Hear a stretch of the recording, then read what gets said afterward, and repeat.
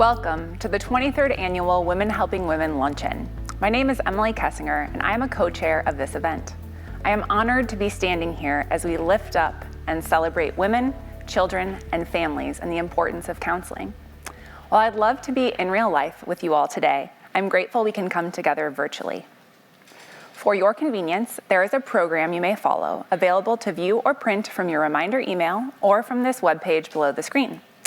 It includes the agenda and also a listing of our many generous sponsors and donors. This event has a remarkable history. The first ever Women Helping Women Lunch was hosted in a small conference room in the spring of 1999, and the keynote speech was given by one of the Des Moines Pastoral Counseling Center's counselors. Less than 100 folks attended, and the profit was just under $100 total. With pride, I stand here today, socially distant, yet what I like to call socially present and vaxxed, in the studio with the ladies and gentlemen you will be hearing from throughout the program. There are many people who have made this event possible. Those who supported it financially, the incredible committee, the amazing center staff, as well as all of those who have helped over the years. Today's luncheon marks the 23rd time that women, and some men, have gathered in support of women, children, and families in need. If this is your first time attending this event, welcome. We're so glad you're here. And if you've attended before, welcome back. Thanks to you, the center has helped and will continue to help thousands of people from all walks of life, including the underserved, each year. Today, we are thrilled to report that because of your generosity, this year's event has raised more than $215,000. That is a record-breaking total. If we were together, I'd pause for a loud and reverberating sound of applause or some snaps. The money raised will provide access to mental health services for those who are underinsured. So to each and every one of you, a heartfelt thank you. Year after year, one of the things that people mention is how inspiring the Women Helping Women speakers and honorees are. How people leave this event with a sense of optimism. For 22 years, we have enjoyed and benefited from the stories and accomplishments of really, truly exceptional women. So if we were in a room together, I would ask all of the past honorees and speakers who are with us if they could stand so we could be recognizing them. Please know that you have inspired us, motivated us, caused us to laugh, and caused us to cry. We are grateful to you for modeling the many ways that women help women. And thanks to each of you for being here today. Whether this is your first event or your 23rd, we want you to know how grateful we are for your support of the center's mission. I would like to begin our program this afternoon by thanking those who made this year's luncheon so successful. $215,000 is a lot of money, and raising that does not happen magically. It happens because of a great deal of planning and commitment. So thank you to the planning committee and the underwriting cabinet. Your leadership has helped make this year's event one of the best ever, and we are sincerely grateful to each of you. I also want to recognize the Des Moines Pastoral Counseling Center's Board of Directors, whose dedication to the direction and oversight of the center and vision for the future has always been above and beyond. I also hope some of you will find an opportunity to interact with the talented and highly credentialed staff who perform and witness the wonders of counseling on a daily basis. They are the real heroes. You can visit the center's website to learn more. Today, we are especially grateful to our caring sponsors. We want to extend our deepest appreciation to each of you. We are pleased to share this brief video from our generous presenting sponsor, the Polk County Board of Supervisors, given in honor of their colleague, Angela Connolly, who we celebrate today as a passionate and effective advocate for mental health services. The Polk County Board of Supervisors is a longtime supporter of the Des Moines Pastoral Center. In fact, the board has committed more than $200,000 since 2005. The board is proud to support the center because of the center's high quality of service and care. We're committed to serving people from all walks of life, including those who are uninsured or underinsured. At Polk County, we're grateful to partner with the Des Moines Pastoral Center to address the mental health crisis in Iowa by providing high-quality counseling, psychiatry, and psychological testing. That includes mental health, community education, as well as robust clinical training to bolster Iowa's mental health workforce. The Polk County Board of Supervisors are thrilled that our colleague, Supervisor Angela Connolly, is being honored in this year's Women Helping Women's event. Angela's been a champion for mental health, a champion for women, a champion for families, and a champion for our entire community. Polk County is proud to support this incredible organization. Thanks again to Polk County. The names of our generous sponsors are listed in your program, on this video screen, and online at dmpcc.org/womenhelpingwomen. Would you please join us recognizing this remarkable group of donors? You can clap or thumbs up in your chat. Thank you to our leadership sponsors for their generous gifts of $5,000. Our generous leadership sponsors are Bank of America, Pamela Bass Bookie and Harry Bookie, Mary Kay and Doug Bruce, Kathy Furman, and Mid-American Energy. Thank you to our supporting sponsors for their generous gifts of $2,500. You can see them on your screen. Thank you to our contributing sponsors for their generous gifts of $1,500. Again, on your screen. Thank you to all who gave at all leadership levels. And last but not least, thanks to each and every one of you who chose to be here. Now I would like to invite Renee Hardman, my fellow Women Helping Women co-chair, to the podium to share a tribute to our 2021 honoree, Angela Connolly. Renee? Thank you, Emily. Good afternoon, friends and supporters of this great mission. My name is Renee Hardman, and I am co-chair of this event. It is a distinct honor and privilege to present to some and introduce to others a woman who has made such a great impact on the lives of so many throughout this community. And she's also had a great impact around the issues of mental health. This person is none other than my friend and fellow public servant, Angela Connolly. Angela was first elected as a Polk County Supervisor in 1998. She represents the 2nd District, which includes the northwestern area of the city of Des Moines, a portion of unincorporated Polk County, as well as the suburb of West Des Moines. When you see great things happening in this community, you know somewhere in the mix is Angela. Community engagement has always been a priority for Angela, as she enjoys particularly regularly visiting neighborhood organizations and civic activities. Angela currently serves as Tri-Chair for Capitol Crossroads, a vision for Greater Des Moines and Central Iowa. Many of us saw her recently as she cut the ribbon for the beautiful new Des Moines Skate Park, an attraction that is such a quality of life initiative for our young people. I was hoping to see her bust the moves on a skateboard, but that may come later. I'm going to hold you to it, Angela. In addition, she represents the Board of Supervisors on the following boards: Criminal Justice Coordinating Council, Des Moines Area Regional Transit Authority, Des Moines Art Festival, Catch Des Moines and Vest Des Moines, Mainframe Studios, Polk County Housing Trust Fund, Homeless Coordinating Council, Polk County Risk Management, Riverfront Development Authority, and Polk County Regional Mental Health Governing Board. And she also supports, in her free time, the Central Iowa Water Trails Initiative. Angela, when do you ever sleep, my friend?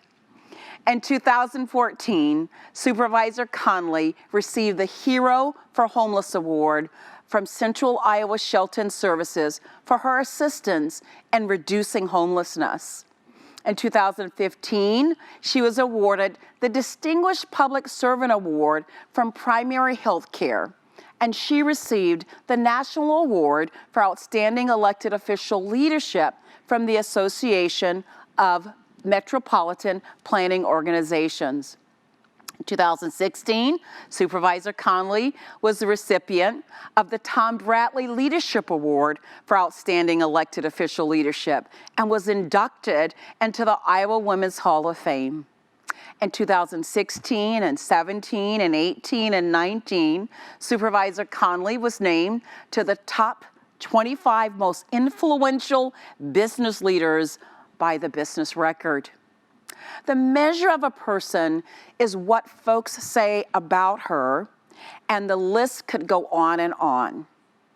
Tom Haddon, West Des Moines City Manager, who has had the privilege of knowing her for over 35 years, says, "She is one of the most tenacious, honest, and ethical, hardworking in her efforts to work for the citizens of Polk County."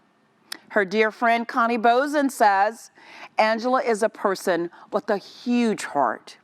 When you think of Angela, she is someone who gets things done. She's incredibly dedicated to serving others, and she is the rock of her family. As I close, I congratulate Angela for making this community a better place and for shining a bright light on the need for mental health services. Angela, you are a rock star, my friend. Congratulations. Angela? Thank you, Renee, for such kind words. I'm truly blessed to have you as a friend. Good morning, and I'm so honored to be here today. This has been one of my favorite events for many years. Being surrounded by empowering women always leaves me more refreshed, more determined than ever, humbled and grateful. The Des Moines Pastoral Counseling Center has a strong tradition of honoring and celebrating women in our community who lead with compassion, thoughtfulness, patience, and grit. And I am so lucky to call many of the past honorees friends and mentors. Every woman in this audience knows far too well that achieving success does not come as easily as for women as it does for men. But fortunately, we are now living in a world where this disparity is known and elevated, and we are starting to see meaningful progress in closing this gender gap. When I first ran for office in 2000, we were still fighting to make this disparity visible, and this is just one of the reasons that motivated me to do the work that I'm doing. By far, though, my biggest motivation is giving our community a voice and representing our residents on important issues like gender equality and mental health. As many of you probably know, mental health has been the primary focus for the majority of my career, specifically in advocating for better access to mental health services. I have dealt firsthand with mental health issues in my family, and I understand in fear and desperation of trying to get a loved one access to mental health services in a system that is not always the easiest to navigate. My personal experience with this is not unique, and we are now seeing additional challenges that are new to our system. For example, we are seeing 3 times the number of adults who are experiencing depression or anxiety symptoms and children who are suffering mental health symptoms at a rate that has never been seen before. We also know now that our mental health conditions occur for Black people and people of color at about the same rate as white Americans. Yet those communities do not have equal access to effective care and services. We need to increase capacity in our mental health workforce to include more Black people, people of color, and people who are culturally competent. As we look to rebuild our community and recover for the impacts of COVID, we will be doing so with a focus on mental health and equality. We will be counting on the Des Moines Pastoral Counseling Center to help us get more mental health services in our communities, particularly to women, children, and the underserved populations. This center has been a trusted provider of counseling, psychiatric care, physiological testing, holistic services, and community education for nearly 50 years, and is one of the only mental health providers in Central Iowa that serves people from all income levels, which is critical in reducing barriers to accessing care. With the funds that will be coming into our community from the federal government, we have a once-in-a-lifetime opportunity to invest heavily in issues like mental health. This is our opportunity to not just continue stacking service on top of service, but reimagining the entire system to create a continuum of care for mental health that is easily accessible to women, children, and minorities. My dream is that we can have a mental health system where these issues are treated no differently than any other illness. And I look forward to working with the Des Moines Pastoral Counseling Center on making these dreams a reality. Thank you, Angela. You're an inspiring woman, and we all benefit from the dedication and heart you bring to life and to Iowa. My name is Carol Bodensteiner, and I am one of the co-chairs of this event. Thank you for your support and participation. It is my honor to introduce our speaker for today. Many amazing women have taken the stage to address Women Helping Women audiences over the past 20+ years. Each had a unique story to tell of her life, the challenges she faced and overcame. As I listened to their stories each year, I felt they were speaking just to me, to what I was experiencing at the time, or to situations I had faced in my life. I imagine many listeners felt the same. Each of those speakers fit the times. This past year raised up issues that have touched all of us. The COVID pandemic and the murder of George Floyd came together in a way that brought into sharp focus the inequities between people in our country, particularly regarding race, wealth, and access to health services. Many of us struggled with how to process what we were seeing and experiencing. Our speaker today is here to share a way. She is an award-winning actor and director dedicated to using theater and storytelling to educate and enhance the Black experience in Iowa. Tiffany Johnson has been interested in theater and acting since she was a child, but it was in a conversation with Pam Bass-Bookey that her purpose came into focus. At the time, Tiffany worked for BH Management Services, owned by Harry Bookey and Pam Bass-Bookey. One day, Tiffany asked Pam to be her mentor. Pam's response was direct. "I don't think you need a mentor. I think you are a mentor." At that moment, Tiffany realized the world saw her differently than she saw herself. Upon reflection, she realized that she was the one who needed to believe in herself. She realized that out of everything she had done up until then in her life, her purpose was to follow her God-given gift for acting and storytelling. Less than a year later, she and 6 colleagues founded the Pyramid Theater Company. I first became aware of Tiffany when I watched the Des Moines Social Club production of August Wilson's Fences, in which she played the lead female role of Rose. Later, as director of the classic A Raisin in the Sun, Tiffany engaged with me and others to hold women's empowerment teas, where attendees engaged in table discussions sparked by themes of the play. We discovered we had much in common while coming to understand that Black and white women come to situations from completely different points of view. We saw the power theater has to shine a light on the life experiences of underrepresented groups, and the power theater has to lift up the voices of Black playwrights and actors to achieve understanding. Thinking back on that defining conversation, Tiffany told me that sometimes when people are saying no to you, they aren't always denying you. They are sometimes empowering you and pushing you to believe in yourself. She does that now, helping people activate their own gifts and then encouraging them to believe in themselves, encouraging them to live a life fulfilled. Here to discuss the power of storytelling as a force for greater understanding and to uplift the worth of mental health access, please welcome Tiffany Johnson. Thank you, Carol, for that wonderful introduction. Good afternoon, everyone. It is such an honor and pleasure to be able to speak to you all this afternoon. We've faced so many things as a country over the course of the last year. It's wonderful to have an opportunity to bring a message of truth and hope that allows us to leave each other today feeling a sense of peace and understanding that will inform our individual steps with more direction towards our spirits and our humanity. The sun that lives in our spirits.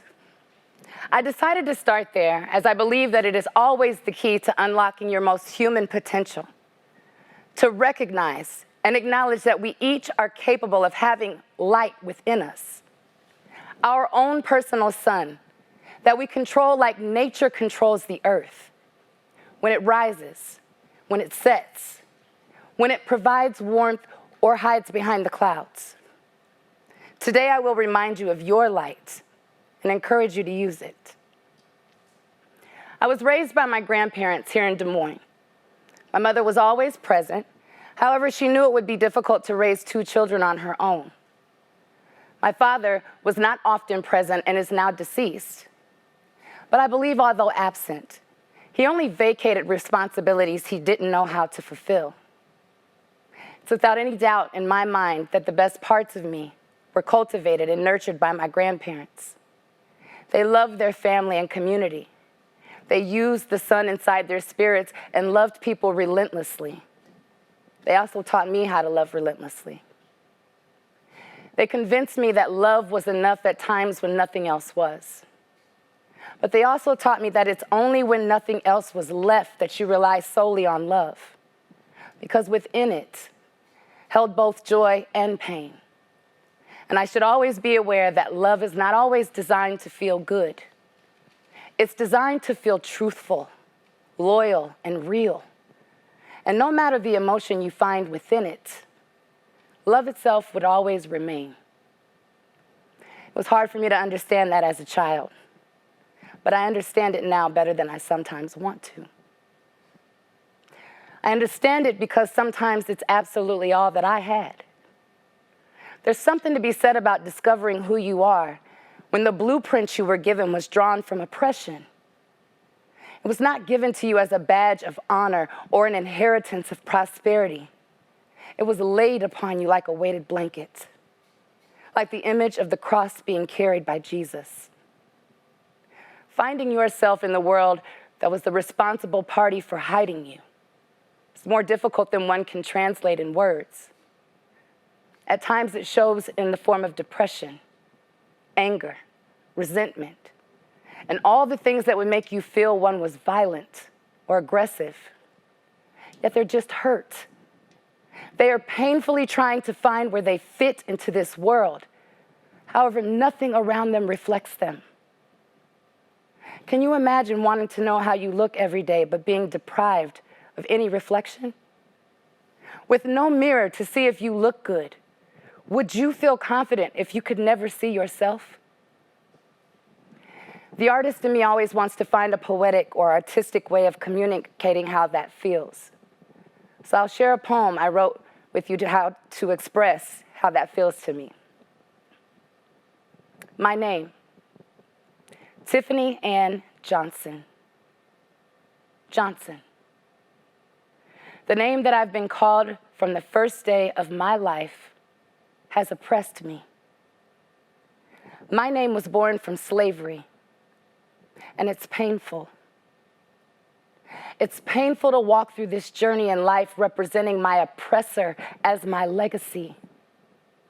Knowing that the name that I carried through my 4 decades of life puts a whip in my hand, puts blood on my ancestors, puts years of slavery into my life as if I've lived all 400 of those years.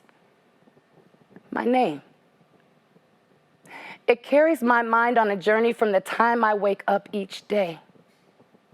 A walk to the gate of the plantation that once robbed my family of their culture. Forced them to forget where they came from and assume the name of the owner of the whip, the rapist of their wives and daughters, the buckbreaker of their fathers and sons. They took my name and buried it so far in the soil that my family's blood-soaked hands were forced to pick cotton in that they buried me there. They buried me there before I was ever born. I know what my parents named me, but I don't know who I am. I can never know who I really am, not further than the gate of the plantation. It became clear to me that I was lost when I was born. It was at first unimaginable to think that I would be able to define myself, discover my identity, open my gifts, and allow them the space to make room for me, when in my mind, and as far as I could see, I was never far past the gate of the plantation. I felt oppressed. oppression can quickly become depression or suppression or regression. The very placement that I had in society put me in a position to fight, flight, or freeze. Looking for social justice, looking for equal treatment, hoping for racism to end, hoping for liberation. It was like a staircase. It was dangerous to climb, built to make you turn back. You couldn't trust it would get you to the next level. I don't know a person who stated it as clear and painted as the late Langston Hughes in his poem, Mother to Son. Well, son, I'll tell you. Life for me ain't been no crystal stair. It's had tacks in it, and splinters, and boards turn up, and places with no carpet on the floor. Bare. But all the time, I've been climbing on and reaching landings and turning corners and sometimes going in the dark where there ain't been no light. So boy, don't you turn back. Don't you sit down on the steps because you find it's kind of hard. Don't you fall now. For I still going, honey. I still climbing. And life for me ain't been no crystal stair. The same poem can be read to my son today. And with the same meaning, only now this meaning belongs to me, not Langston. And this is yet another example of how an artist leaves something for the generations to come. Something they can hold on to as they approach the bottom stair of their own staircase. It is my same desire as an artist to leave something for those who are here now and those to come. And with that, establish my own legacy. A legacy is something transmitted by or received from an ancestor or predecessor or from the past. What will we leave in our legacies for those to come? I walk with that question with me every single day. That sentiment is also built into the very mission of Pyramid Theater Company. The tenet of Sankofa, return and retrieve. How can we leave something for our children, families, neighbors, communities that will support them in the way that they will go no further back but only forward? Fences by August Wilson was the first Black play I had ever been cast in Iowa. This show changed my life. I found myself, my friends, my family over and over again in this play. I kept wondering how these characters that August had discovered were speaking to me in a way that made me feel related to them, responsible to them. I loved them because they were people I knew. August was leaving us with something here. He was leaving us with the understanding of our journey before a lot of us had ever even entered the world. He knew that the time he sat putting these words together would one day change the entire course of someone else's life. It's the very reason I stand here speaking with all of you today. I sat with these words the same as I imagine he did, with the hope that speaking them would help any one person to the next place in their own journey. I'm not the artist who paints or sings or dances. I'm an artist who leaves my art inside people, who shines my light on their gift, stops by to give it water until it takes its own root and becomes the flower that blooms within that person's own sun. Because there is a sun that lives inside your spirit. And yes, sometimes it rises, sometimes it sets, sometimes it provides warmth, and sometimes it hides behind the clouds. Historically, art has told the story of the time that was being lived by the artist. I would argue, and can probably be quoted as saying, the lens of the artist will record and tell history much better than, and more honestly than historians can ever report, because they are living in the time. They're being emotionally, mentally, spiritually affected by what they are living and compelled to create something that allows them to express that. Telling Black stories is sometimes painful. sometimes joyful, but most oftentimes very real. And performing arts have for a long time been used as a catalyst or a precipitator to promote social justice and change. An example of how storytelling educates and encourages can be found in a play titled A Raisin in the Sun by Lorraine Hansberry. Written in 1959 and first performed in 1961, this play covered the Black family's experience when they attempted to change their lives using an insurance payout for the death of their husband and father of the family. They wanted to experience the American dream, but this was not met without resistance. This was the period of fair housing and addressed the discontent that we have still been facing and still seeing in the color lines. This play was telling the story of a real experience and that which was part of the everyday life of Black America. This play spoke to Black people in a way that allowed them to find their solidarity, to know that they were not alone, but as people going through these difficult times. People who at the end of the day just wanted to live a life of hope and promise. Langston Hughes again had his art utilized as the inspiration of this play, a poem called Harlem, or A Dream Deferred. What happens to a dream deferred? Does it dry up like a raisin in the sun? Or does it fester like a sore and then run? Does it stink like rotten meat? Or crust and sugar over like a syrupy sweet? Maybe it just sags like a heavy load. Or does it explode? Langston Hughes wrote this poem in the 1930s, and it inspired Lorraine Hansberry more than 20 years later, and they left us with something. They left us with the sun from their spirits, their own sunshine that sometimes rises, sometimes sets, sometimes provides warmth, and sometimes hides behind the clouds. I ask you, what happens to dreams that are deferred or put off, not realized? Does it somehow affect your person in a way that stunts your growth?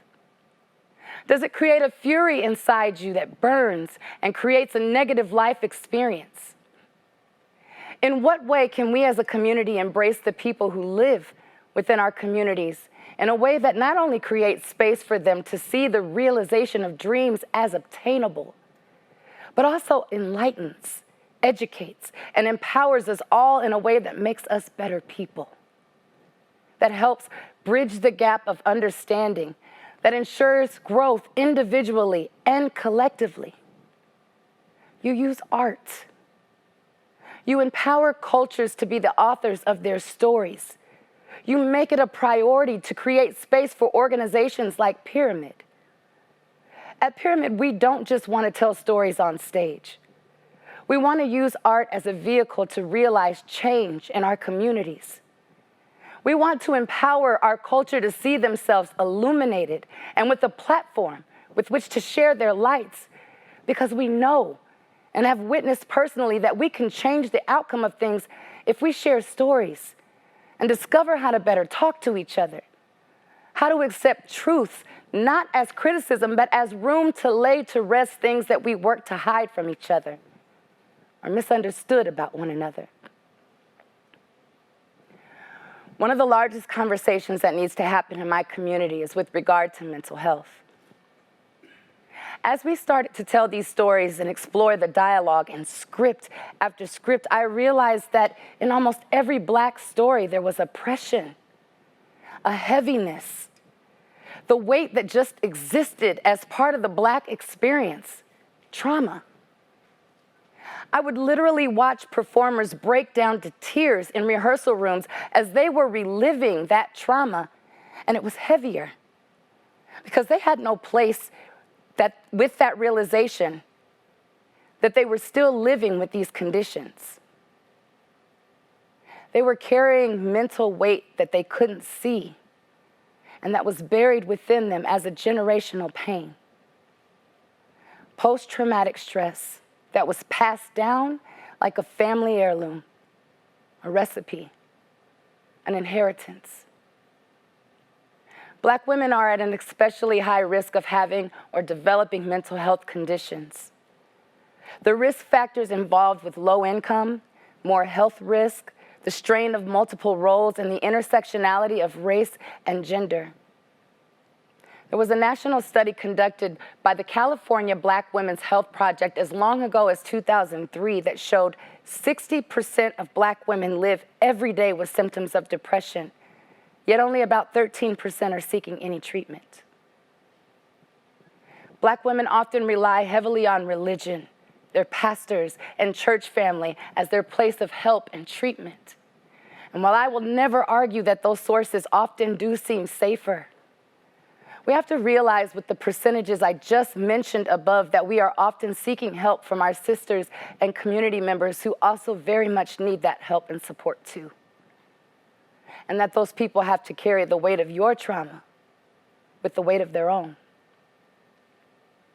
On July 24th, 2017, Pyramid opened a production called The Amen Corner, where I played a character by the name of Sister Margaret.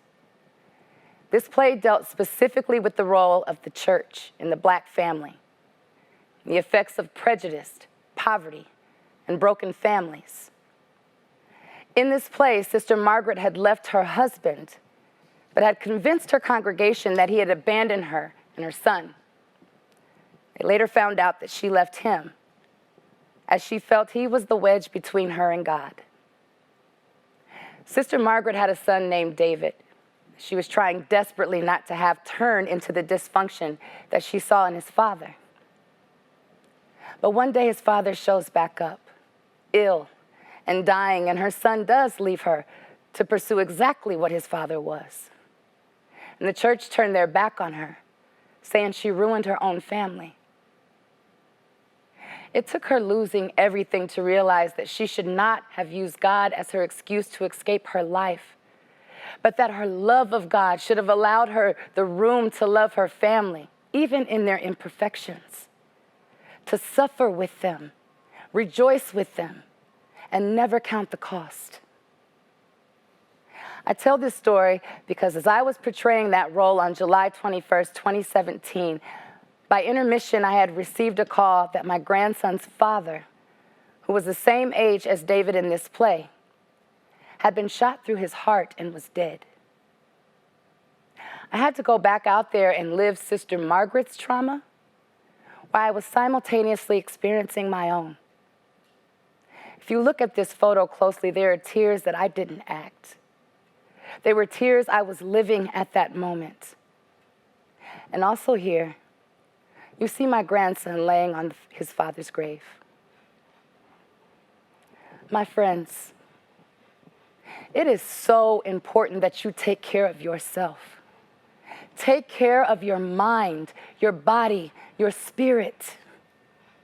It's important that you decide that you are the first person you owe yourself to. Please give yourself permission to seek your own light, the sun that lives in your spirit, that sun that sometimes rises, sometimes sets, sometimes provides warmth, and sometimes hides behind the clouds. Art creates families you never knew you had. Art builds villages, heals communities, educates, empowers, enlightens, and entertains. Art encourages you to find yourself both internally and externally, and in finding yourself, you sometimes need a little help. And that's expected and okay because there is help. The Des Moines Pastoral Counseling Center has historically, since 1972, been qualified and ready to provide that help through counseling and education. And they would love very much to continue to extend their embrace to our communities as we all find our way toward feeling and being whole. The Women Helping Women Luncheon is an annual fundraiser given by the center each year to raise money for the support and much needed help they provide to the children, adults, couples, and families that make up our neighborhoods and communities.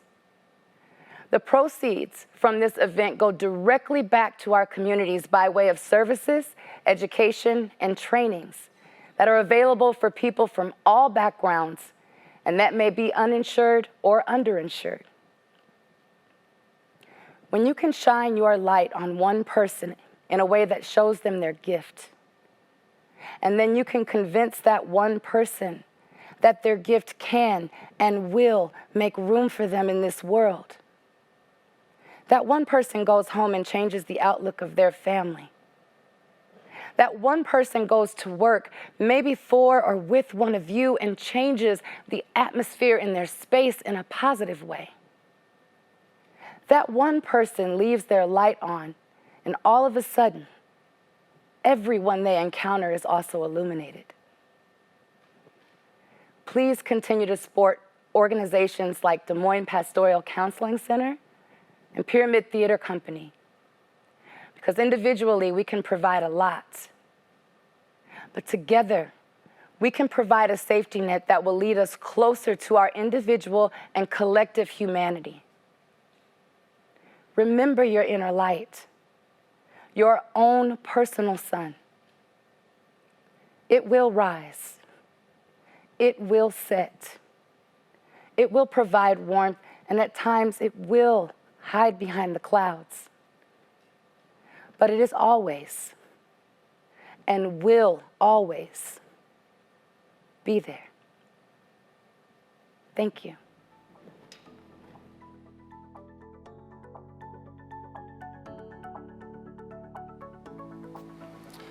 Wow. Wow.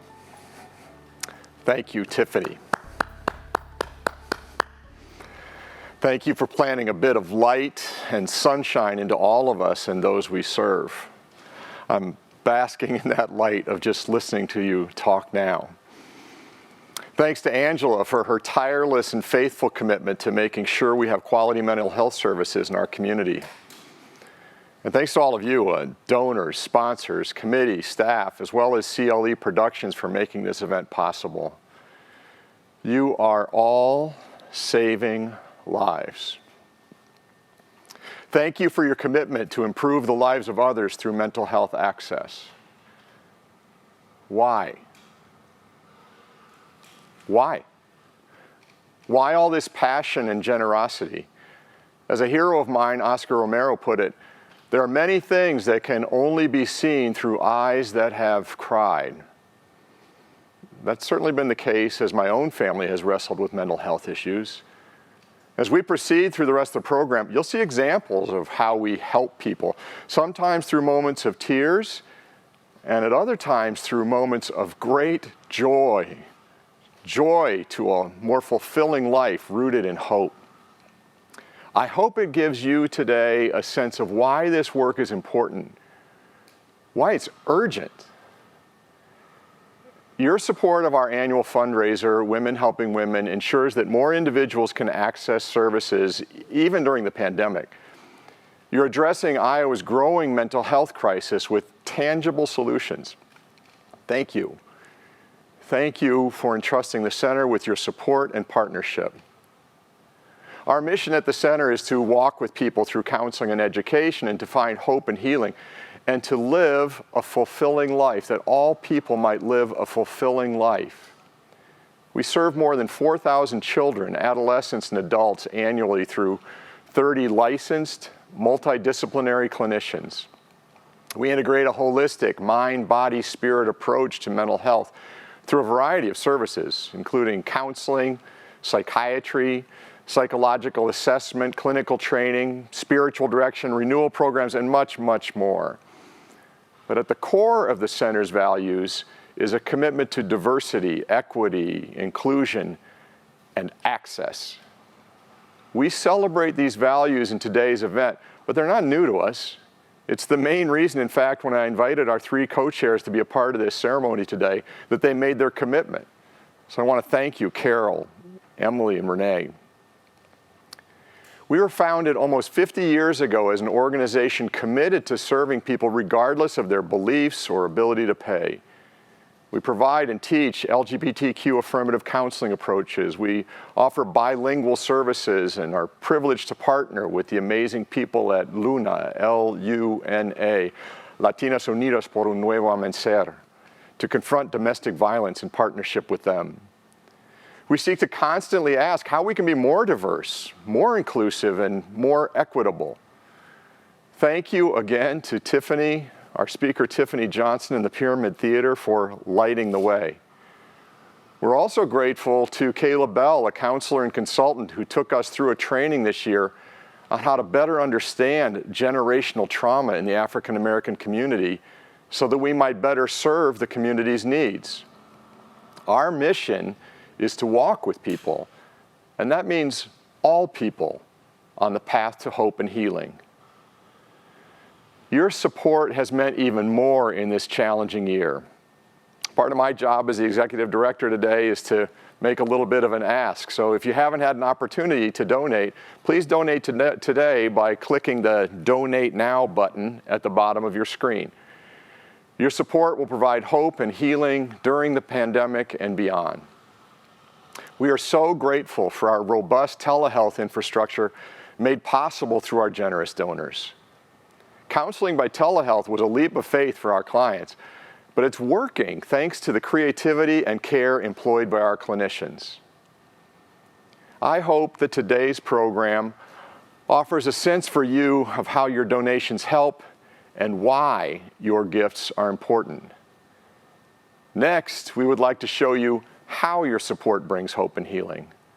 The last segment of our program will briefly demonstrate how our counselors blend bibliotherapy, big word for more or less books used in therapy, and telehealth to address concerns of their clients through an actual Zoom taping of a pretend counseling session. In this therapy simulation, we will read together the inspirational children's book, I Am Enough by Grace Byers, one of the many wonderful resources available through the Center's lending library. The words of this book, such a simple little book, are powerful for the children we serve, and they also speak to all of us. Thank you. Thank you, thank you again for your generous hearts.